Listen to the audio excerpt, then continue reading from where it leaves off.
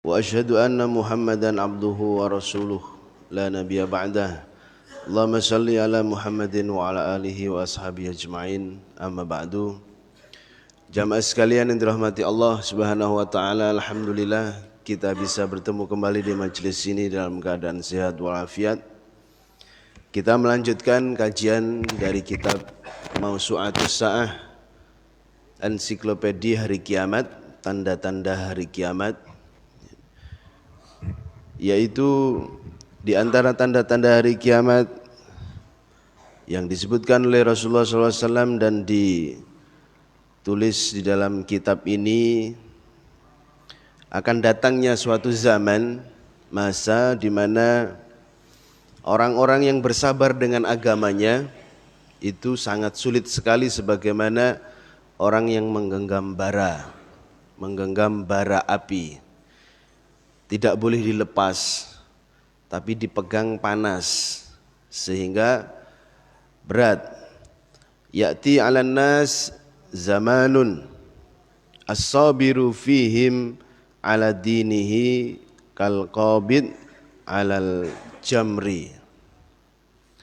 Akan datang atas manusia suatu zaman di mana orang yang berpegang teguh dengan agamanya, di tengah-tengah mereka bagaikan orang yang memegang bara api. Jadi pada saat itu, wallahu a'lam, mungkin zaman sekarang orang-orang menjauhi larangan-larangannya itu akan sangat berat. Beratnya di mana? Karena akan menjadi cuman ya kecil. Kalaupun itu penuh paling hanya beberapa atau puluh saja. Dan yang sholat sangat sedikit sekali. Jadi asing gitu. Orang yang sholat malah asing. Orang yang menjalankan agama malah asing. Dan terkadang diolok-olok malahan. Terkadang dihina-hina, dilecehkan. Saya sholatnya nitip aja ya ke kamu ya. Nah, itu kan melecehkan agama gitu ya. Atau ketika masih belum waktunya sholat, ngerokok, ngobrol di masjid ya. Ketika azan pergi ya. Sudah azan, ayo kita pergi. Lah aneh sekali. Seharusnya sholat malah pergi.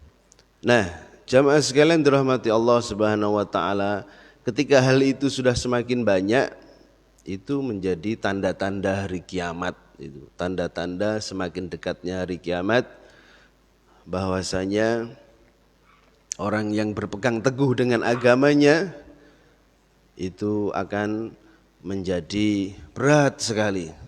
Kenapa kok saya ini sendirian yang begini gitu, seakan-akan itu begitu. Kenapa kok sedikit sekali teman saya yang seperti ini, yang mengikuti jalan ini, kebanyakan kok orang tidak, sehingga di hati itu terasa berat.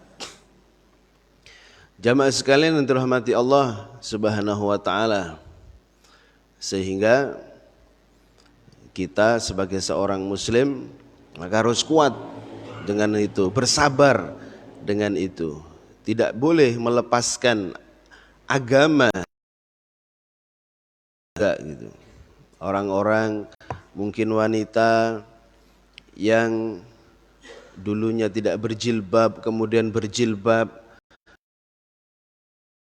tetap dipakai meskipun terkadang mendapatkan hinaan. Apalagi kalau sudah kita berbicara tentang dunia maya ya, dunia internet.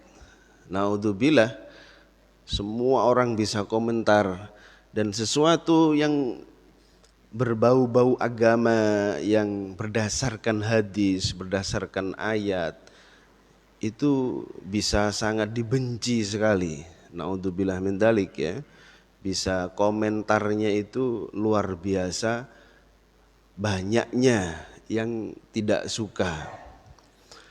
Pernah pengalaman saya ketika ada sebuah video di internet ya, di YouTube yang menjelaskan tentang pondok saya ya di Gontor itu dulu pernah diserbu oleh PKI gitu ya.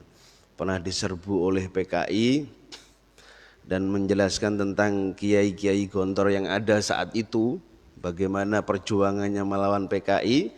Terus kemudian saya komen, saya sebagai alumni merasa masih ingat bagaimana semangat juang para kiai-kiai tersebut kepada diri kami para santri. Saya waktu itu tidak menggunakan kata-kata saya, tapi menggunakan ana gitu, bahasa Arab. Ana. Itu saja komennya itu banyak sekali. Yang kadrun, yang apa gitu ya. Jadi aneh gitu. Dimana hal-hal yang berbau-bau, dikira kalau sudah Arab itu Islam kan gitu ya. Dikira kalau sudah Arab itu kemudian ini adalah Islam yang ekstremis gitu mungkin. Sehingga komennya banyak sekali dan itu buruk-buruk semua, nggak ada yang bagus. Hanya semacam itu padahal komen saya itu. Makanya jamaah sekalian dirahmati Allah Subhanahu wa taala, berat bagaimanapun juga dikomeni semacam itu sebagai manusia biasa semuanya, yaitu ada efeknya. Kal qabid alal jamr, seperti orang memegang bara. Ya, itulah diantara cobaan di akhir zaman. Kemudian itu sahabat yang bertanya tentang hal-hal yang tidak enak, hal-hal yang bersifat fitnah-fitnah buruk kepada Rasulullah, sehingga beliau juga diberi julukan sahibu sirri Rasulullah sallallahu alaihi wasallam, pemilik rahasia Rasulullah sallallahu alaihi wasallam. Di antaranya kenapa rahasia? Karena Rasul banyak menyebutkan tentang orang-orang munafik, nama-nama orang munafik kepada Hudzaifah ibnul Yaman. Sehingga tidak semuanya, tapi banyak diberitahukan kepada Hudzaifah, tidak kepada sahabat-sahabat yang lainnya. Sehingga sampai-sampai Umar bin Khattab radhiyallahu anhu bertanya kepada Hudzaifah, apakah saya ini orang munafik gitu. Bayangkan, sekelas Umar bin Khattab radhiyallahu anhu yang dijamin masuk surga, yang beliau adalah khalifah luar biasa, masih khawatir kalau diri beliau orang munafik. Subhanallah. Sampai ditanyakan oleh Hudzaifah, kenapa engkau itu kok bertanya wahai Umar, padahal engkau itu khalifah dijamin masuk surga, kau masih nanya apakah saya ini orang munafik wahai Hudzaifah. Terus katanya Umar, wahai Hudzaifah, seandainya itu kata Rasulullah itu orang munafik, itu hanya satu di Madinah, hanya satu yang diberitahukan, saya tetap khawatir yang satu itu adalah saya, katanya Umar bin Khattab. Ya, Umar gitu, bagaimana dengan kita ini ya. Nah, Hudzaifah bin Yaman menyebutkan sebuah hadis ketika beliau ditanya, Rasulullah maksudnya ditanya tentang kiamat. Kata Rasulullah, ilmuha inda rabbi. Tidak ada yang mengetahuinya kecuali Allah. Pengetahuan tentang hal itu ada di sisi Tuhanku, ada di sisi Allah. La yujalliha liwaqtiha. Tidak ada yang bisa menjelaskan kapan waktunya. Tidak ada yang tahu kapan waktunya hari kiamat, maksudnya tanggal berapa, jam berapa, tidak ada yang tahu. Hanya ada riwayat yang sahih hari Jumat itu saja. Masyaritiha, tetapi akan aku kabarkan kepada kalian tanda-tandanya. Wa ma yakunu baina yadayhi wa harjan, kata Rasulullah, dan harjan. Qalu ya Rasulullah, para sahabat-sahabat yang mendengar apa yang kata Rasulullah itu mereka mengatakan, al fitnah qad arafnaha. Kalau fitnah kita sudah faham wahai Rasulullah, kita sudah tahu maksudnya. Fal harju ma huwa. Nah, cuman kalau al harj itu apa wahai Rasulullah? Kata Rasulullah kan harjan. Haraj, harjun itu apa wahai Rasulullah?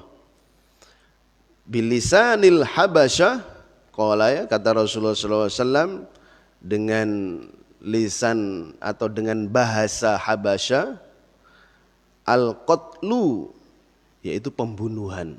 Jadi banyaknya pembunuhan. Al-qatlu, yang dimaksud dengan harj itu al-qatlu atau pembunuhan.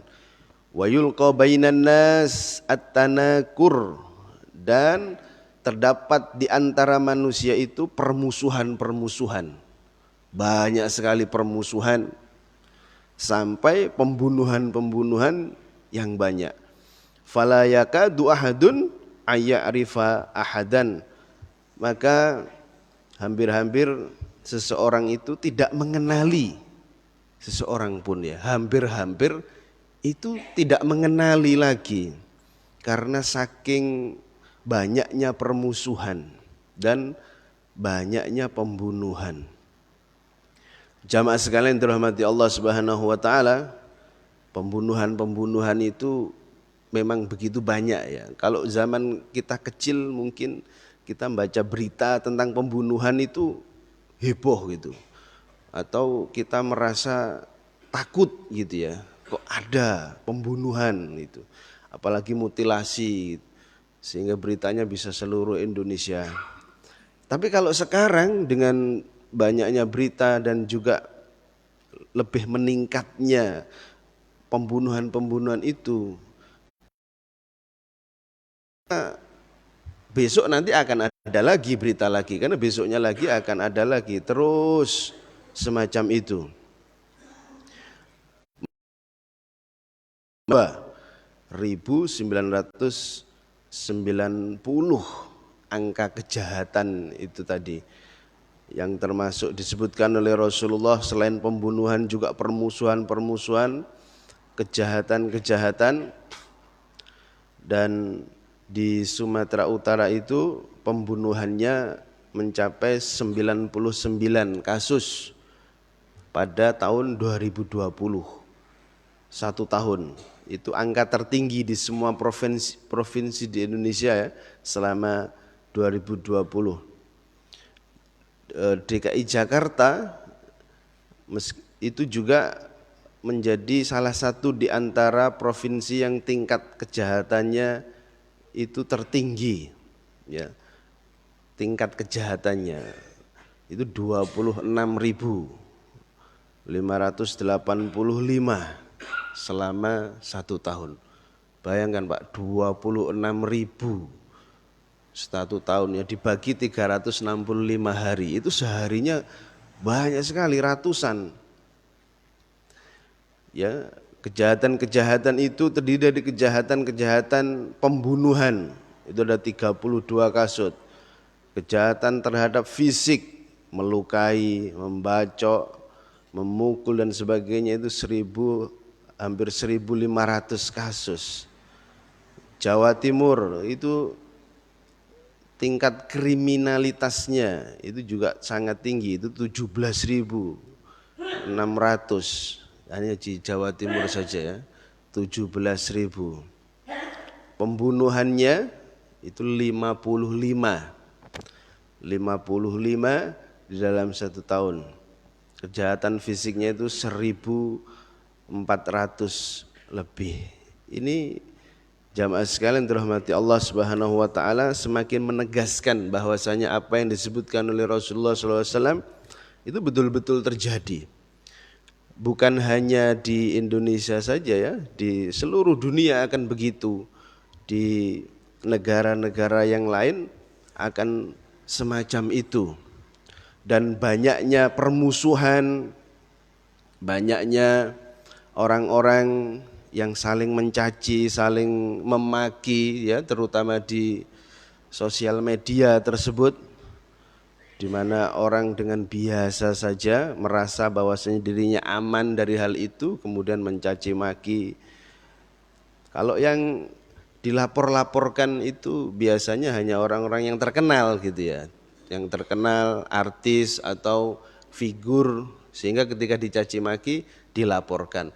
Tetapi kalau orang-orang biasa, orang awam yang suaranya tidak didengar, ya dicaci maki, dihina-hina, ya tidak bisa berbuat apa-apa. Dan itu kebanyakan ibaratnya seperti gunung es aja di tengah lautan gitu, yang kelihatan cuman pucuknya aja gitu, yang kelihatan cuman pucuknya yang kecil, padahal di bawah itu gunung yang begitu besar, yang begitu banyaknya. Jamaah sekalian yang dirahmati Allah Subhanahu wa taala, sehingga dunia ini, masyarakat, manusia itu akan berjalan sesuai dengan apa yang disebutkan oleh Rasulullah SAW, akan berjalan menuju apa yang telah disebutkan oleh Rasulullah SAW.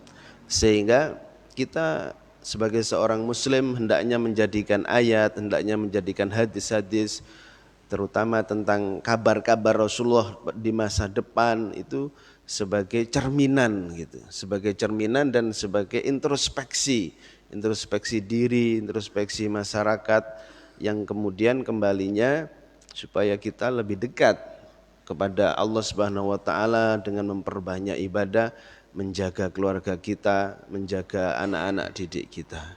Ini jamaah sekalian dirahmati Allah, semoga bermanfaat. Billahi taufiq wal hidayah. Assalamualaikum warahmatullahi wabarakatuh.